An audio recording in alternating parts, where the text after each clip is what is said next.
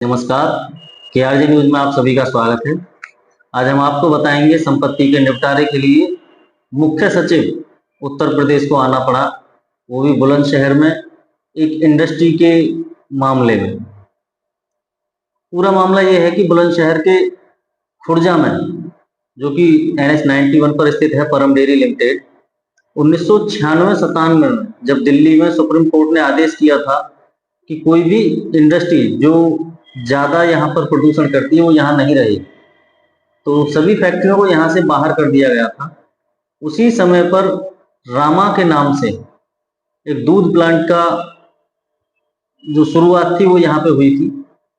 उसके बाद में कई बार नक्शा भी पास कराया, जो कि मुख्य सचिव ने भी अपने संबोधन में कहा, मीडिया से रूबरू होते हुए बोला।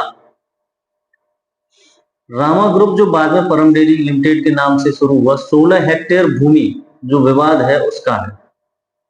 16 हेक्टेयर भूमि को अब बिल्कुल साफ शुद्ध कर दिया है, ना वहां पे ग्रीन बेल्ट बनेगी ना कुछ और।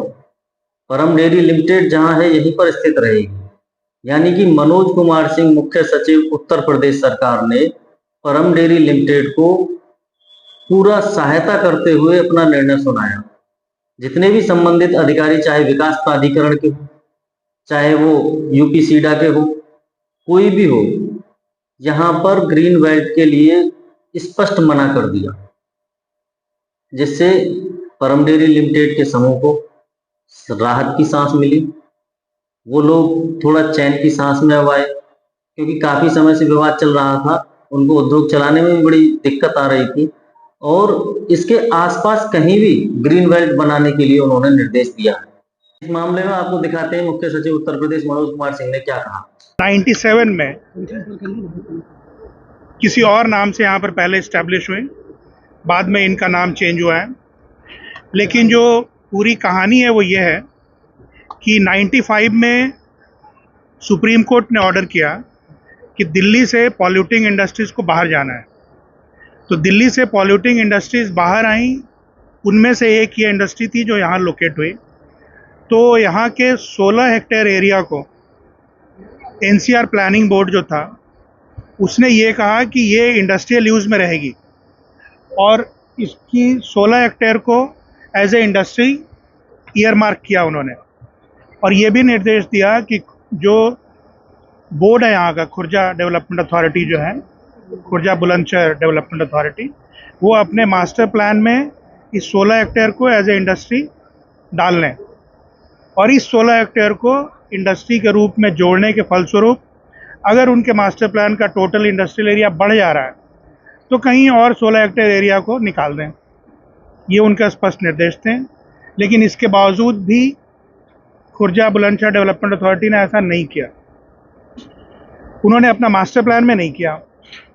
लेकिन इनकी जो ये इंडस्ट्री बनी हुई है, इसका नक्शा 97-98 में पास हुआ, फिर 2000 में भी पास हुआ था, 2-3 बार पास हुआ है, 2013 में भी पास हुआ था।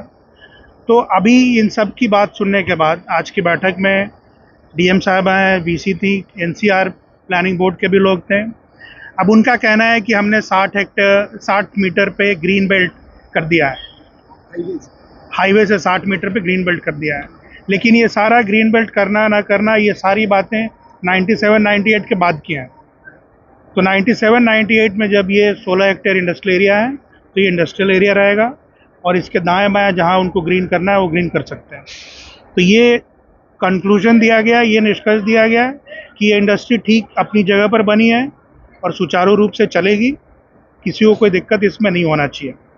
और डेवलपमेंट अथॉरिटी को अगर यहाँ पर कोई परेशानी है तो ये कुल एरिया 16 हेक्टेयर और इसके साथ जो लगा हुआ कुछ और एरिया इन्होंने 100 हेक्टेयर इंडस्ट्रियल बना रखा है, तो वो हम लोग UP-सीडा को ट्रांसफ़र कर सकते हैं, इंडस्ट्रियल डेवलपमेंट अथॉरिटी को, और फिर वो अपना इंडस्ट्री के रूप में चलाएंगी। लेकिन इस 16 हेक्टेयर एरिया के अंदर कोई ग्रीन बेल्ट नहीं माना जाएगा। जो भी ग्रीन बेल्ट है उसके आगे पीछे इनको करना है, इसके हिसाब से इनको मास्टर प्लान चेंज करना है या रीजनल प्लान चेंज करना है। जो भी चेंज करना है वो चेंज करें, क्योंकि ये सारी चीज़ें इंडस्ट्री बनने के बाद आई हैं। तो ये निष्कर्ष है। Thank you.